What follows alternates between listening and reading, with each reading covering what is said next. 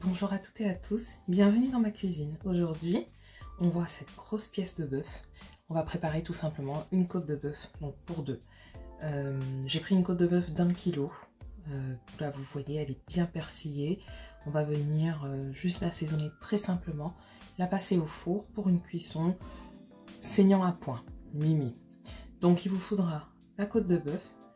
En épices, j'ai du cumin, gingembre, romarin, sel, poivre, ail, un petit peu d'huile d'olive pour saisir la viande.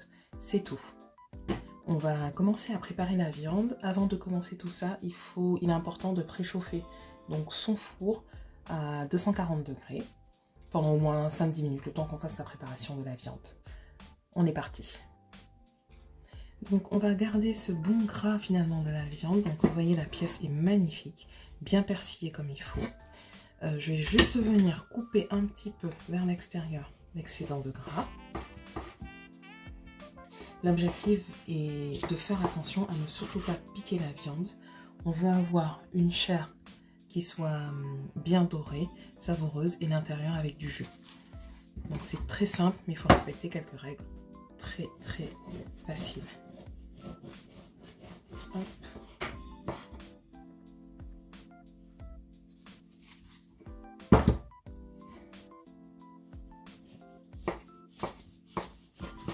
Voilà. On va regarder ça. Une fois que c'est fait, je l'assaisonne. Juste sel et poivre sur chaque face.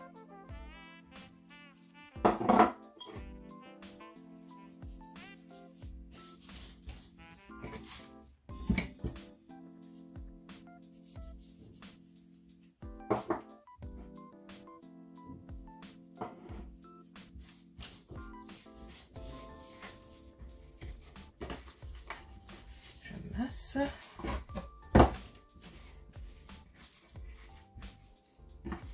Et ensuite, je vais prendre une poêle assez grande.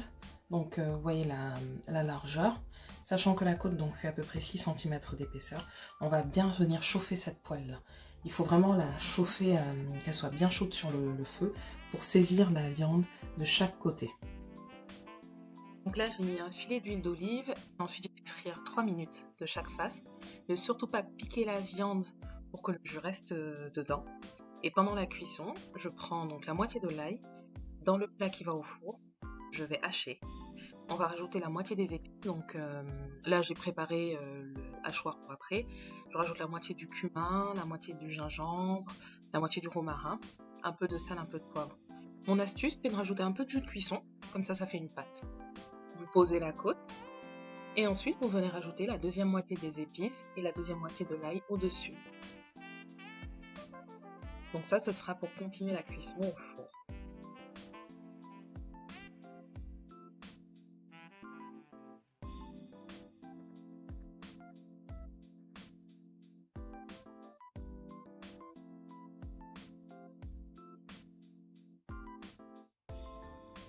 Voilà, on sale encore un petit peu de chaque côté, on poivre. Moi, ce que j'aime bien, c'est mélanger un petit peu pour que la pâte puisse bien se mixer et aller sur la surface. Et après, pas de secret, on couvre pas, vous mettez au four pendant 10 minutes à 220 degrés. Vous ressortez du four, vous hachez, vous servez en tranches. Et voilà, à entière, voilà ce qu'elle donnait, et puis coupez en tranches ce que ça donnait. Désolée, je n'ai pas fait plus de photos, c'était trop bon, j'ai mangé directement. Bon appétit!